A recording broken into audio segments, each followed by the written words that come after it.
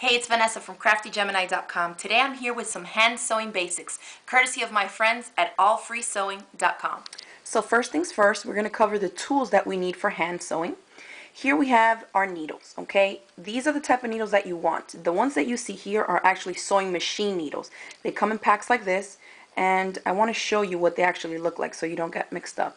They're round on the front, and you see on the back side it's flat, and then the needle eye is at the bottom here, okay, at the tip of it, and that's for the thread to go through on your sewing machine. Those are not the type of needles you want to use for hand sewing, okay?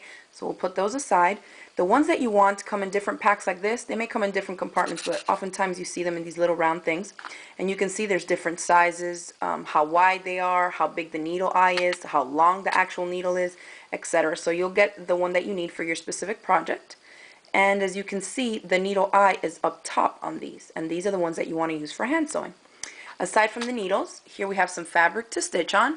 Then you're also going to need the thread that you want, a small pair of scissors or thread clippers, and then some people like to use a thimble.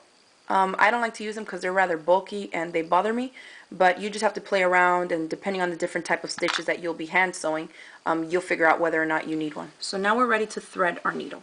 The first thing I do is to trim my thread end on an angle. What that does, it cuts the thread on a diagonal, making the tip of the thread here a little bit narrower. So that in turn makes it easier for you to thread your needle eye. Now I have really good eyes, so I'm just going to thread it right through. Okay, and now I'm just going to pull about 16 inches or so. Depending on your project, you'll know how long you can pull your thread so that it actually works for you. Try not to cut a piece of thread that's way too long. I'd say keep it under 18 inches long if you can, because what happens is when you cut a really long thread and you're sewing with it, it's going to get tangled up, and then you're going to get knots in your thread and you'll have to take it out and start again.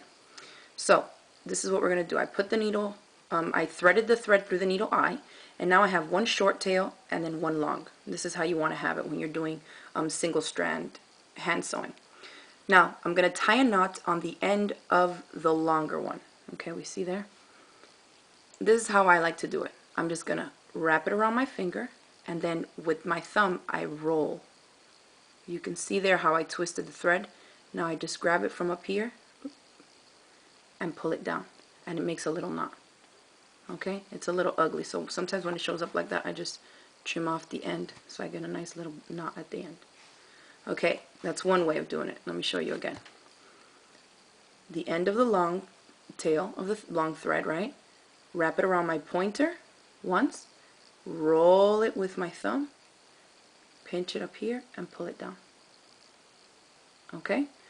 Another way of doing it, let's see if I can do it, because this is not how I like to do it, but I've seen people teach it this way, is they take the long tail to the end here of the needle. They hold it in this hand, and now this, I wrap it around, let's say 5 times. 3, 4, 5. Okay? Now here, I'm going to pinch that thread and pull it all the way, and there. It's a cute little knot. I'll show you that way again. Needle in my right hand and the long tail, okay, on my left. I match it, put them parallel. I pinch it here where the needle eye is at. I hold it with the needle, wrap it 5 times around. Then with these 2 fingers, all the stuff that you just rolled around the needle, slide it down, down, down to the end, and you get a little knot right there.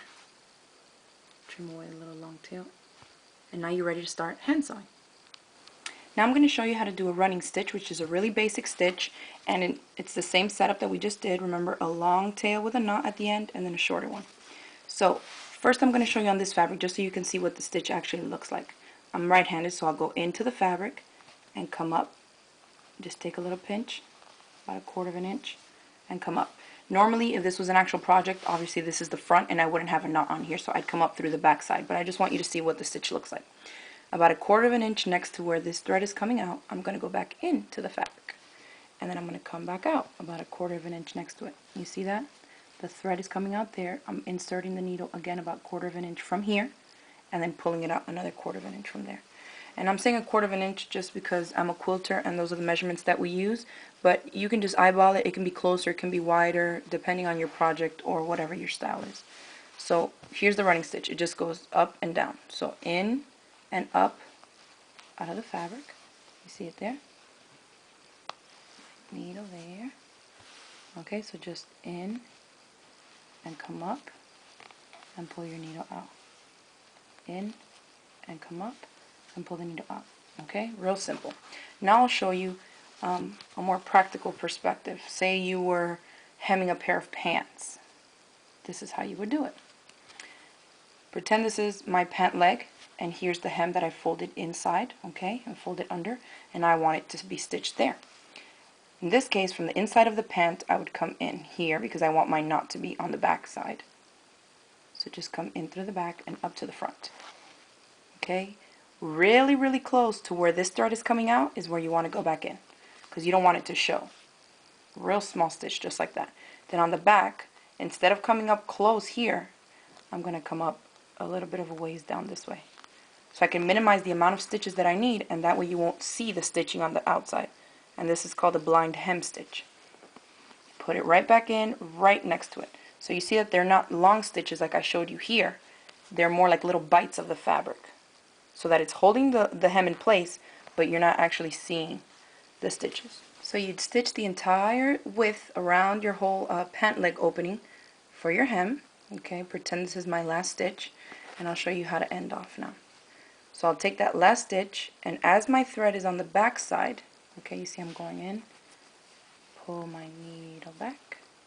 Now I go to the inside, and I just like to take a little bite of the fabric wherever I'm at.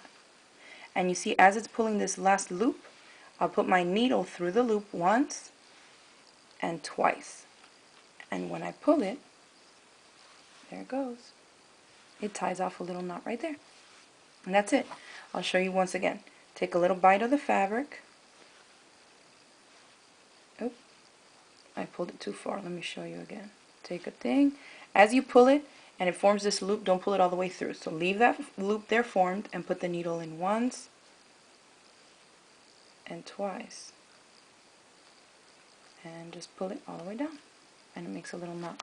Then you just trim your thread and you're done.